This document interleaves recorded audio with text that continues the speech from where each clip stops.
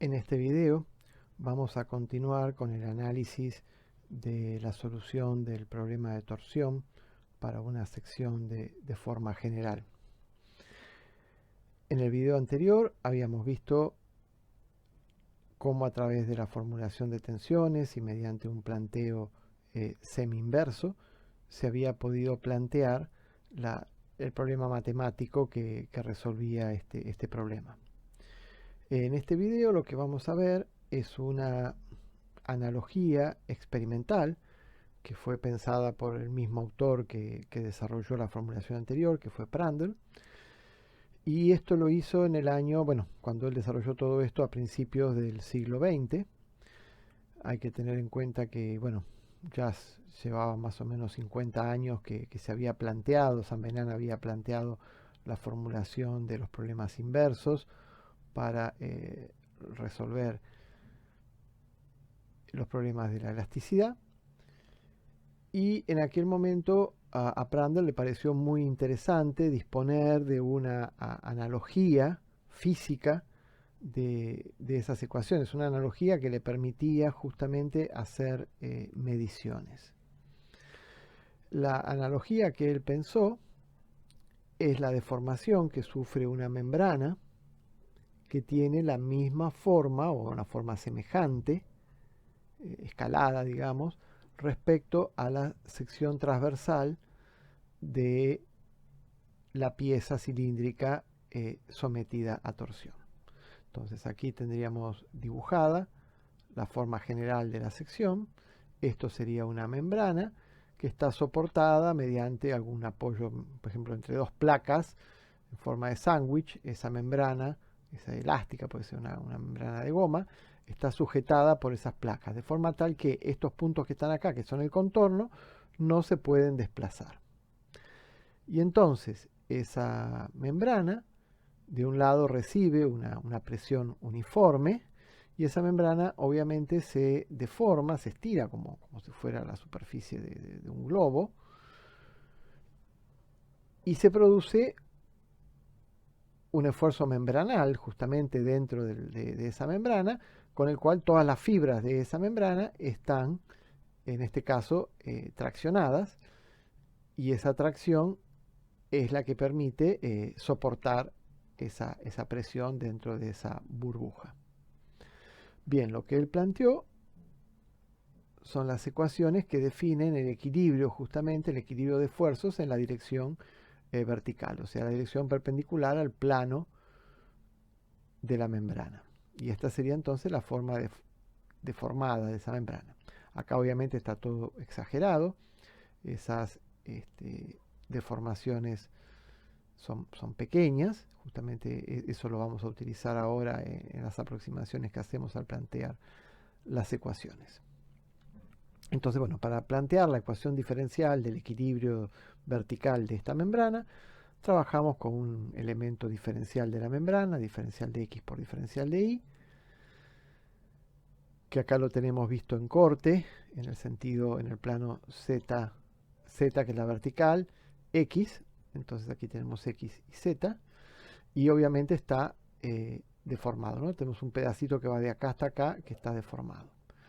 Verticalmente recibe la presión interna, la presión actúa sobre el área diferencial de X diferencial de Y, es mínima la deformación que tiene esa área, o sea que trabajamos con la proyección en planta de esa área, y esa entonces es la fuerza vertical que tiene que soportar. ¿Y quiénes equilibran a esas presiones? Bueno, los esfuerzos membranales internos justamente de la membrana, que acá los hemos denotado con la letra S, son esfuerzos de tracción. S sería el esfuerzo lateral por unidad de longitud, o sea, sobre este pedazo actúa S por unidad de longitud, aquí también actúa S por unidad de longitud, aquí también S es el mismo en todas las direcciones, porque la presión es uniforme, entonces no hay variación de S. Y S obviamente actúa en el plano tangente de la membrana. Ahora claro, si yo tomo dos puntos distintos, el plano tangente va a tener dos orientaciones distintas. Entonces vamos a tomar la orientación del plano tangente, lo da justamente la tangente a la función z, la derivada de z respecto de x, da la tangente de este ángulo o este que es lo mismo, pero en otro punto que está a una distancia diferencial de x, esa tangente va a ser distinta, va a cambiar.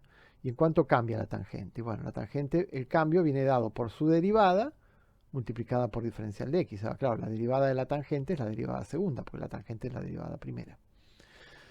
Bien, entonces acá tenemos la pendiente en este punto y la pendiente en este punto. Las fuerzas que equilibran son las componentes verticales, o sea que a S por diferencial de I, que eso es una fuerza, porque S era fuerza por unidad de longitud, multiplicado por el diferencial de I, tengo la fuerza que actúa sobre toda esta cara, S por diferencial de I. Esa fuerza proyectada en la dirección vertical, claro, ¿cómo la proyecto? La tengo que proyectar con el seno de este ángulo. Pero como son pequeños esos ángulos, el seno se confunde con la tangente y la tangente se confunde con el ángulo. Bueno, en este caso el seno se confunde con la tangente. Entonces, directamente, ese diferencial de I multiplicado por la tangente es la componente vertical. Signo menos porque está apuntando hacia abajo. De este lado, ¿qué pasa? Es la misma situación, S por diferencial de I proyectado en esta dirección, pero ahora la tangente del ángulo que se aproxima al seno es esta. Entonces aparece aquí la nueva proyección. En este caso positivo porque va para arriba. Lo mismo que hicimos en el corte en X lo podemos hacer en el corte en Y. O sea que acá aparecería el equivalente a esta posición, pero en la dirección Y, y el equivalente a esta posición, pero en la otra dirección, ¿no? Donde el corte es en Y y la fuerza que aparece es S por diferencial de X, esta que está actuando acá, S por diferencial de X. Y esto obviamente se equilibra con la fuerza interna que está soportando la membrana. O sea que esta es la ecuación diferencial de equilibrio de igualado a cero, las fuerzas verticales. Muy bien. Si aquí vemos que este término es igual a este término y que este término es igual a este término, lo que nos termina quedando entonces son, bueno, este término se va con este término, este se va con este y este se va con este. Por lo tanto, ¿quiénes quedan? Queda este por ese diferencial de y diferencial de x, queda este por ese diferencial de x por diferencial de y, más p por diferencial de x por diferencial de y. Bueno, diferencial de x por diferencial de y se puede simplificar, y entonces la s pasa dividiendo y llegamos a esta ecuación. Es el laplaciano de z, z es la deflexión, igual a menos p por s, donde, bueno, p es la presión que le estamos poniendo y s son las tensiones que se desarrollan en la membrana. Lo importante es que esto tiene la forma de una ecuación de Poisson, que es a lo mismo que se había llegado cuando se había hecho la formulación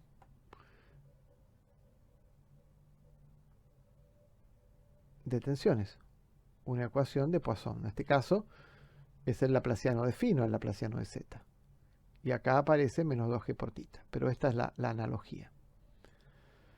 Y a su vez también phi es igual a 0 en todos los bordes, z era igual a 0 en todos los bordes, porque la membrana estaba sujeta en todos los bordes no podían tener una deflexión z. ¿Por qué le servía esto a Prandtl poder hacer esto y poder medir estas deflexiones z? Y bueno, porque él podía poner dos membranas sujetas a la misma placa, sujetas a la misma presión, pero una con una sección circular. La sección circular ya la sabían resolver, podía calcular todo para la sección circular. Entonces después lo comparaba con esta otra forma y obtenía entonces resultados comparativos de cómo era la torsión comparado a cómo era la torsión en una sección circular que él conocía. De esa manera lo utilizaba para hacer experimentos. Nosotros no vamos a hacer experimentos, sino simplemente tratar de entender un poco más cómo es el comportamiento de la torsión en una sección que no es circular. La sección circular ya lo tenemos claro como es, se estudió previamente en estática. Bueno, entonces planteada la ecuación diferencial de la membrana que está sometida a la presión, su equilibrio vertical, comparamos con lo que habíamos obtenido en la formulación de tensiones del problema de torsión. vemos la analogía, es directa. Z entonces se reemplaza por phi. 1 sobre S se considera que reemplaza a G.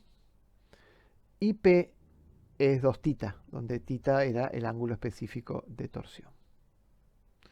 Esto entonces son los elementos que definen la analogía. Y con esta otra fórmula también completamos la analogía, ¿no? 2 veces la integral del volumen de esta burbuja, es el par torsor. Bien. Y las tensiones, bueno, las tensiones salen directamente por la definición que tenían las tensiones en la formulación de tensiones, la derivada de phi, que en este caso phi es z, o sea que es la derivada de z.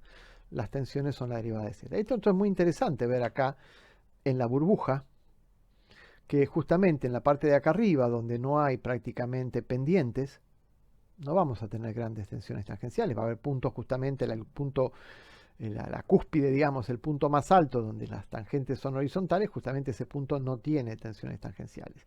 Sería como el centro de una sección circular. Y en la medida en que las pendientes van aumentando las tensiones tangenciales. ¿Y dónde son máximas las tensiones tangenciales? Justamente donde es máxima la pendiente, justamente en el contorno. Entonces ya vamos entendiendo un poco más cómo era el comportamiento de las tensiones tangenciales, que en la sección circular ya lo sabíamos, las tensiones variaban linealmente desde 0 en el centro hasta el valor máximo en el borde. Eso en el caso de la sección circular. Bueno, podemos ver aquí, por ejemplo, la pendiente de phi es z, es lo mismo, ¿no? La derivada de z respecto de i, esta pendiente es positiva, me da entonces una tensión tangencial tau zx, que en este caso también es positiva, y esto corresponde a un momento torsor positivo aplicado que va de x a y. Bien, eso lo vemos mejor entonces en la próxima transparencia. Aquí teníamos entonces de vuelta la misma figura, las expresiones que definen a las tensiones tangenciales, y estamos remarcando el hecho de que la función de tensiones la estamos visualizando entonces a partir de esta deformada de la membrana, ¿no? Que está sometida a una presión interna, que es la que está de alguna manera representando a la torsión. Dijimos que la presión interna era 2 veces era el giro específico, digamos, por 2 veces el giro específico. Bien, estaba acá la analogía. Y por ejemplo acá vemos que por ejemplo la derivada de phi respecto de x es positiva, pero entonces la tau zi tiene que ser negativa, y sí, acá la tau zi tiene que ser negativa, en este caso para tener este momento torsor. Y si lo hiciéramos de este lado y de este lado, va coincidiendo la definición en todos los lugares, ¿no? De x y de y. Ahora, ¿qué pasa si no estamos justo en los planos coordenados x y, que estamos en una situación cualquiera? Y esto lo podemos generalizar. Lo podemos generalizar si vemos esto de arriba. Esta es la loma, la burbuja vista de arriba. Estas son las líneas isolíneas, digamos, ¿no? Las líneas de igual z, o sea, las líneas de igual phi, igual valor de la función de tensiones. Bueno, nosotros que habíamos estudiado que, por ejemplo, en el borde, donde no había tracción forces, no había nada aplicado, la función phi era una constante, y la habíamos tomado como una constante igual a 0. Y habíamos visto que entonces, donde la función phi era constante en el sentido transversal, ¿no? S es la función tangente, ¿no? Moverse en la dirección tangente, derivada respecto de S. Si phi es constante, la derivada de phi en la dirección tangente es nula. Y eso es lo que habíamos visto, que no teníamos tensiones en la dirección zn, no teníamos tensiones en la dirección normal. Y eso que pasa en el borde pasa también en cualquier isolínea, ¿no? Cualquier isolínea interna que tiene un valor de phi constante, aunque no sea 0, pero por el solo hecho de ser constante, va a significar que yo no tengo tensiones tangenciales en esta dirección. Por lo tanto, las tensiones tangenciales son siempre tangentes a las isolíneas. Y entonces la expresión que las representa, la tensión tangencial ZT, me resulta menos la derivada de phi respecto de n, ¿no? En este caso entonces, por ejemplo, imaginemos cuánto es la derivada de phi respecto de n. Este es el punto más alto. La derivada de phi respecto de n está bajando, es negativa. Entonces esta negativa con este negativo me da un positivo, o sea, la tau está actuando en esta dirección. Tau zt está en la dirección positiva. Y es justamente el tipo de sentido que necesito, todas tensiones tangenciales en este sentido, que justamente su integral están asociadas al momento torsor. Entonces, esta es la analogía. Las tensiones tangenciales son tangentes a las isolíneas y vamos a ver también que cuanto más pegadas estén las isolíneas, significa que la pendiente es más alta. Si la pendiente es más alta, significa que las tensiones tangenciales son más grandes. Eso lo vamos a ver entonces en la siguiente figura. Pero acá, digamos, quedó representado donde vemos a las tensiones tangenciales en función de las derivadas de phi, que son las derivadas de z, ¿no?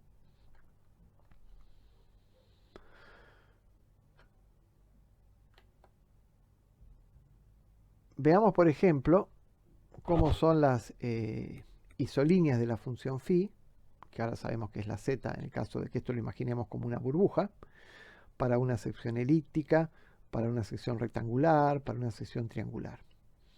Y ahí nos vamos a dar cuenta dónde las tensiones tangenciales son más grandes y dónde son más chicas. Bueno, imaginemos el caso de la sección elíptica. La altura, si yo tengo que ir desde esto está a un punto más alto, ¿no? Supongamos que esto es un momento torsor en este sentido, o sea que la presión es de abajo hacia arriba, la membrana subió. Entonces este punto subió. Si yo tengo que llegar aquí, tengo una pendiente más alta por este lado que si tengo que ir por acá. Acá tengo más distancia para bajar. Bajo como una ladera más suave si fuera una colina. De este lado es como más empinado. Obviamente es más empinado porque tengo menos distancia hasta el borde. Bueno, la misma cantidad de líneas se tienen que apelotonar más en esta zona. Bueno, justamente donde se apelotonan más es donde vienen más seguidas, es donde hay más pendiente, donde la tensión tangencial es más grande. O sea que está claro que este es un punto entonces de máxima tensión tangencial, comparativamente con este donde las líneas están más abiertas. Si esto fuera una sección circular, ¿qué pasaría? El espaciamiento sería el mismo en todos lados, entonces la tensión tangencial máxima, ¿dónde estaría? En cualquier punto del borde. Al dejar de ser un círculo y pasar a ser una elipse, sí entonces aparecen los dos lugares donde la tensión tangencial es máxima, que son los que están más cerca del centro. Si pasamos a una sección rectangular, obviamente las isolíneas se deforman de esta manera. Y por ejemplo nos encontramos como una situación como esta, donde acá las isolíneas se separan bastante en esta zona, ¿no? Porque una isolínea acá están juntas, pero acá el borde se va separando, acá se va separando. Entonces en estas zonas vemos que hay pocas isolíneas.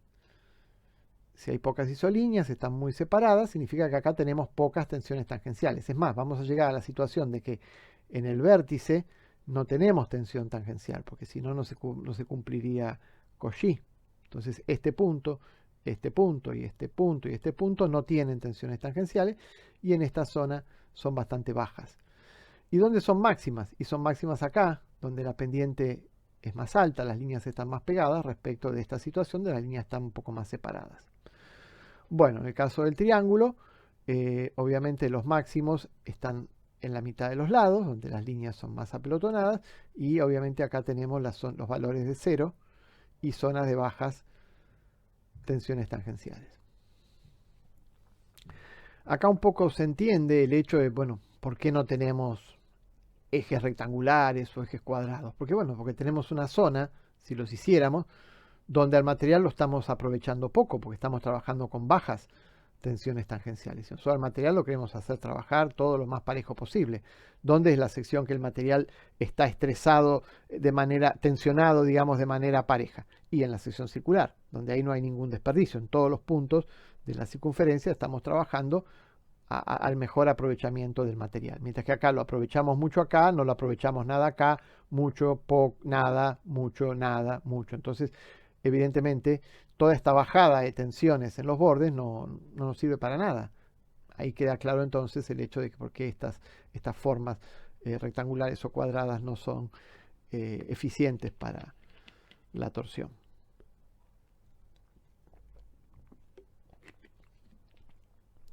Otros ejemplos, esto es parecido a lo que hicieron en el trabajo práctico. representaría por ahí un chavetero.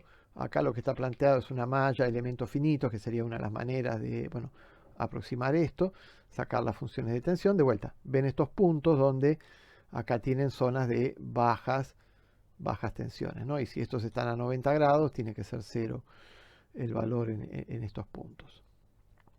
Y acá en el medio, obviamente, tienen tensiones tangenciales muy bajas, porque las líneas es donde están más separadas, digamos, ¿no? Las tensiones tangenciales, cuanto más pegadas están las líneas, más pendiente hay, más tengo el valor de la tensión tangencial.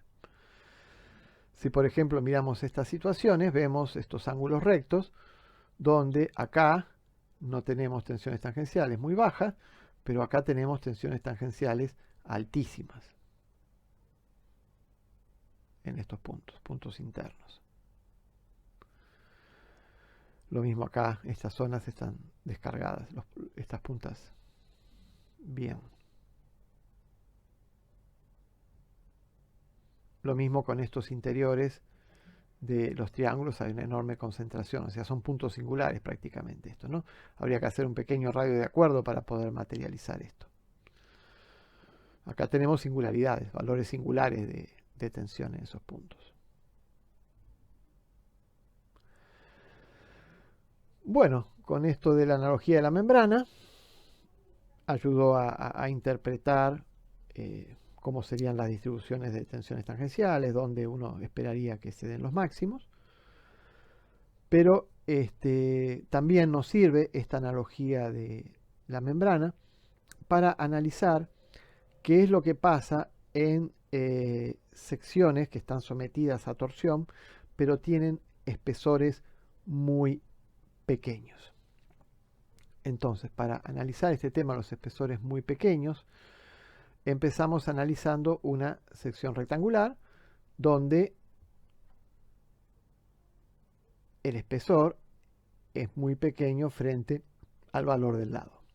Y en la medida que eso se dé en forma más en el límite, los resultados que estamos obteniendo acá van a tender a ser exactos. Si no, bueno, van a ser resultados aproximados en la medida que la sección no sea lo suficientemente angosta. Bien. Si imaginamos entonces cómo sería la membrana para esta sección rectangular angosta, la membrana está toda sujeta en estos puntos, pero estos bordes están muy lejos del centro porque es muy angosta, entonces el efecto de estos laterales no se siente en el centro, y en el centro entonces lo único que voy a tener yo es una membrana que está sujeta acá, y obtiene una forma curva, digamos, ¿no? Ahora vamos a analizar qué tipo de curva es esa forma curva. Bueno, el primer análisis que tenemos que hacer es que en la zona central, si estos laterales están muy lejos, la derivada de z, o sea, la derivada de las alturas respecto de esta dirección va a ser nula. Va a ser lo mismo la forma que tenga acá, la forma que tenga acá, la forma que tenga acá, todas las formas transversales. Estas son las formas transversales, en el sentido de x. Las formas transversales van a ser independientes de y. Por lo tanto, la derivada de z respecto de y va a ser nula. Si la derivada de z respecto de y es nula, la derivada segunda de z respecto de y también va a ser nula. Y entonces esta ecuación diferencial en derivadas parciales queda una ecuación diferencial en derivadas totales, muy fácil de integrar. Y entonces obtenemos que la forma de esta curva de z en función de x es una parábola de segundo grado. Y entonces, en toda la medida que estemos lejos de estos bordes, vamos a tener acá un cilindro parabólico, digamos, ¿no? Bien, si ya tenemos definido z, es como que tenemos definido phi. Nos dijeron quién es la función de tensiones, a partir de la analogía de la membrana para una sección de pequeño espesor. Si ya sabemos quién es phi, es cuestión de derivar phi para sacar las tensiones tangenciales.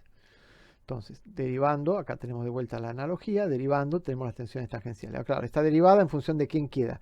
Queda en función de las constantes P sobre S que eran de la analogía de la membrana. S era la tensión en el plano membranal y P era esa presión interna. Por eso no nos interesa ni P en S, sino que nos interesa la analogía. ¿Quién es P sobre S? Es 2G por tita. Y entonces ya aquí tenemos las tensiones tangenciales directamente vinculadas con el ángulo específico de torsión. Bien, y ahora, ¿cómo relacionamos el ángulo específico de torsión con el par torsor? Bueno, a partir de la otra expresión que nos decía que el par torsor era 2 veces el volumen debajo de la membrana. Bueno, si sabemos la forma que tiene la membrana, una parábola, es simplemente calcular el área bajo la parábola, multiplicarla por b, y bueno, esa es la cuenta que está hecha acá. Simplemente se calculó el volumen bajo la parábola y se lo multiplicó por 2. Es una cuestión de que hagan una integral. Y entonces ahí les da la relación entre el torque y el giro específico. Y ahí tienen también indirectamente la rigidez torsional obtenida de esta manera. Bien. Podemos encontrar dónde la tensión tangencial, tau zeta i, es máxima. ¿Dónde va a ser máxima? Bueno, donde sea máximo x. ¿Y x dónde va a ser máximo? En t sobre 2. Entonces hay que reemplazar x por t sobre 2 y sacaremos entonces t sobre 2, 2 se va con 2, g por tita por t es la tensión tangencial máxima. Ya la obtuvimos. Está acá la tensión tangencial máxima, obviamente. Sabíamos que era donde era máxima la pendiente, punto que está más cerca del centro.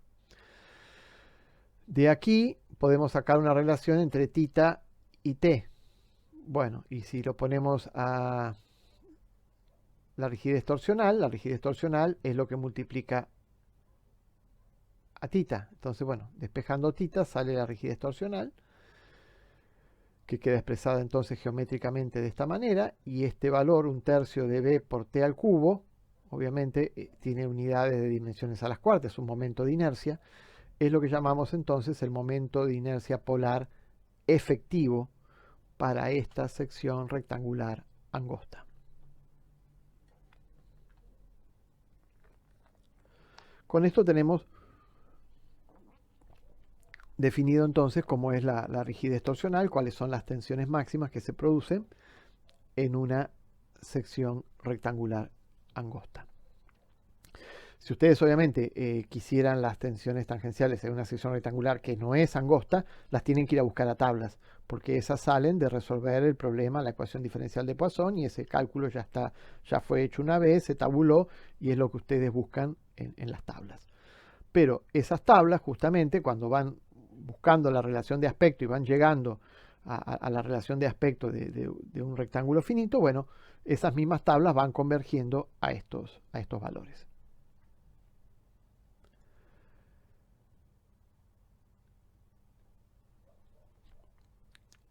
Este análisis que hicimos para una sección rectangular angosta se puede aproximar para otras secciones abiertas que sean de pequeño espesor. Es como que uno va pensando que este rectángulo en realidad no es recto, sino que es curvo, hasta que puede tener esta forma de C que tiene aquí.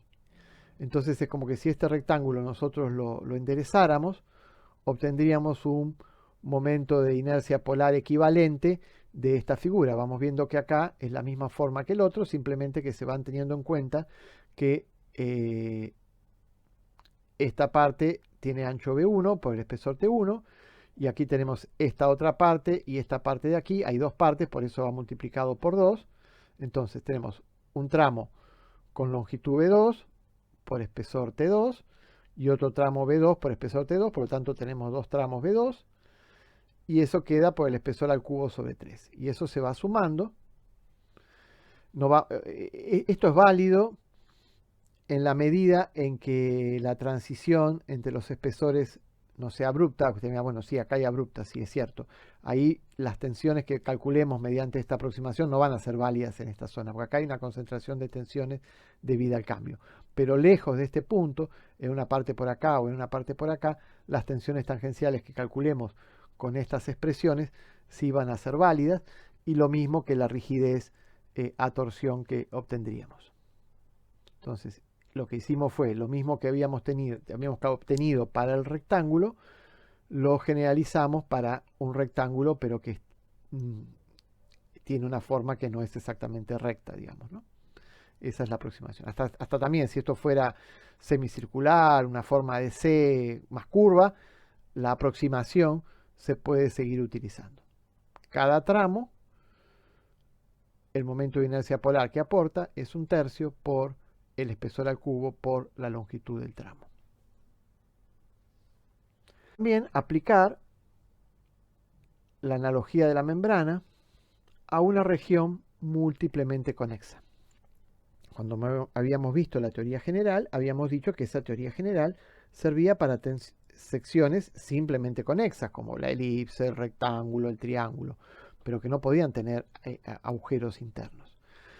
¿Qué pasa si tenemos una sección así genérica como esta, que tiene un agujero y es de pequeño espesor? Bueno, vamos a ver un poquito cómo funcionaría la analogía de la membrana aquí. Bueno, primero tenemos que tener una membrana que esté fijada en todo este borde, porque obviamente sabemos que aquí la función phi tiene que ser constante e igual a 0, que es lo que pasa en los bordes externos que están descargados. Ahora, ¿qué pasa en el borde interno de esta figura hueca, digamos? Bueno, en el borde interno tampoco vamos a tener esfuerzos superficiales aplicados. O sea que también vamos a aplicar la misma condición de borde que habíamos aplicado en el externo, y esa condición de borde nos había llevado a la condición de que phi era constante. O sea, si yo tengo una superficie en la cual no tengo aplicado ningún esfuerzo lateral, entonces phi es constante. Pero claro, en el borde externo dijimos phi es igual a 0. Pero aquí dentro va a ser constante, pero con un valor distinto de 0. Pero va a ser constante. Entonces, si sabemos que en ese borde interno phi tiene que ser constante y yo ahora quiero hacer la analogía de la membrana y quiero que ahí haya una membrana que se desplace un valor de z y sea constante, la membrana ¿dónde va a estar aplicada? Y la membrana va a estar en esta parte interna. Y aquí dentro, ¿qué tengo que poner para que esa membrana de vuelta tenga todos los puntos la misma deflexión z? Y bueno, tengo que ponerle como una chapa rígida que pueda desplazarse manteniéndose paralela a sí misma. Estoy obligado a que se desplace manteniéndose paralela a sí misma porque yo sé, por las condiciones de borde, sé porque esto está descargado, que phi tiene que ser constante. Si en la analogía sabemos que phi es z, bueno, esa placa tiene que asegurarme de que todos los puntos internos aquí se desplazan con un z constante. Recapitulando, nosotros tenemos entonces una sección externa de forma arbitraria que tiene un pequeño espesor que no necesariamente tiene que ser constante, pero sí tiene que ser pequeño. Sabemos que en la superficie interna la función phi tiene que tener un valor distinto de 0, pero constante. Entonces, la analogía de la membrana, si la tenemos que plantear, la tenemos que armar colocando aquí un dispositivo que me asegure que todos estos puntos se desplacen una misma altura h. Y esa altura h va a ser función de la presión que yo ponga y de los esfuerzos membranales que se desarrollen en esta membrana, que tiene un pequeño espesor que no tiene por qué ser constante.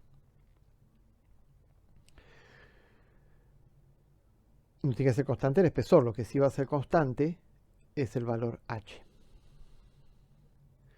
Y respecto de la deformación que tiene esa membrana, como es de pequeño espesor, puedo suponer que la deformación va a ser lineal. De esa manera, yo puedo plantear muy fácilmente que las tensiones tangenciales que se van a desarrollar, que a su vez en el espesor las puedo considerar constantes, porque es tan pequeño el espesor que la variación que yo puedo tener de tensiones tangenciales en el espesor las puedo considerar muy bajas, y entonces la tensión tangencial tiene un valor en cada una de las secciones. Y esa tensión tangencial habíamos dicho que era la derivada de z respecto de, en este caso, la dirección normal, el espesor. Pero en este caso, bueno, como es todo lineal, es h sobre t, esa es la pendiente. la derivada es h sobre t, por lo tanto tau es la derivada, o sea, h sobre t. Yo puedo pasar t para este lado y resulta que h es igual a tau por t. Y por otro lado habíamos dicho recién que h tenía que ser constante. Por lo tanto, acá el primer resultado que estamos viendo es que en una sección múltiplemente conexa de pequeño espesor, el producto de tau por t tiene que ser una constante. O sea que si se achica t, aumenta tau, si aumenta tau, se achica t. El producto tiene que ser constante. Bien. Primer resultado de la analogía. El segundo resultado de la analogía es lo que ya sabíamos. El volumen desplazado de la membrana, el doble del volumen tiene que ser el torque. Bueno, ¿cuánto fue ese volumen desplazado? Bueno, si nosotros consideramos de que se desplazó una distancia h, subió una distancia h, y lo que subió, el área de lo que subió tiene un área A, donde A sería el valor medio del área definida por la línea media del espesor, entonces yo tengo que el volumen de este trapecio es igual al volumen de un rectángulo que tiene área A que va de la mitad de acá a la mitad de acá. Eso define todo el área A, multiplicado por h, eso da el volumen, A por h. Multiplicado por 2 da el par torsor. Por lo tanto, tenemos una expresión que me permite calcular cuánto vale h. H vale el par torsor dividido 2 veces el área definida por la línea media de ese pequeño espesor, de esa forma que tiene la sección. De ahí tenemos entonces el valor de h. Por lo tanto, combinando estas dos expresiones podemos sacar directamente el valor de tau en función del torque. ¿Qué más podemos obtener de esta analogía? Bueno, el equilibrio de fuerzas verticales. El equilibrio de fuerzas verticales viene dado, por un lado, P por A es la fuerza que está resistiendo esta presión, y toda esa fuerza, ¿quién la está resistiendo? La membrana. Y esa membrana la resiste con un esfuerzo S, cuya componente vertical la tengo que sacar a partir de conocer la tangente de este ángulo. Pero la tangente de este ángulo, ¿cuánto vale? H sobre T. Entonces, esto es la proyección del esfuerzo en la membrana en la dirección vertical. Esa proyección integrada sobre todo el perímetro de esta figura me da entonces la fuerza que tiene que equilibrar a P por A. Si recordamos que h sobre t era tau, también se puede escribir como la integral de tau por s diferencial de s. Bueno, esto es lo que nos da entonces el equilibrio vertical. Bueno, si ahora esto entonces que está planteado en términos de la analogía lo llevamos al problema de torsión, vamos a tener que el área la podemos pasar dividiendo, el S es constante, lo podemos sacar hacia afuera, lo pasamos dividiendo, entonces me queda P sobre S. P sobre S ya sabíamos quién era 2G por tita. Entonces esta integral, que la podemos escribir en función de tau, o podemos recordar de vuelta que tau era h sobre t, h es constante, lo podemos sacar afuera, entonces nos queda escrito de esta manera. Y ahora sí ya tenemos todo en función del ángulo tita. Pero a su vez h lo teníamos en función del torque. O sea que h es un dato que conocemos, depende del torque. De esta manera yo de acá puedo despejar tita, y tita entonces va a ser esta integral dividida 2g. Y entonces tengo una expresión que me permite a mí calcular cuánto es el ángulo específico que gira una sección de pequeño espesor múltiplemente conexa que tenga esta forma. Bueno, con esto entonces damos por terminado lo que es el tema de torsión.